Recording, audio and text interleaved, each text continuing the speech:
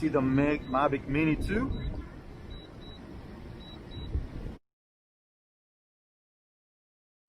But see, extreme wind, flying.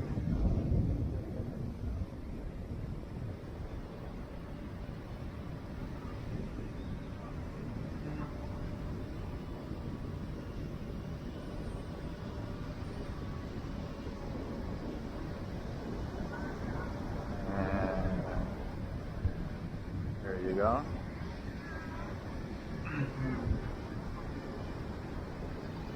All right, guys, this is in low light and extreme wind. You can see the Mavic Mini 2, and of course it's using a gimbal, and of course it's shooting a 4K also. And you can see how stabilized the footage are. And this is the Tello, and it's using 720p with stabilization, and this is in low light. And I'm just showing you guys, I'm not comparing them to, but I'm just saying how DJI drones, I mean, you can even look at it. I mean, there's really no cheap drones out there, especially Tello for $100 and what it can do. Anyway, I just want to say thank you for watching. Don't forget to subscribe, like, and share.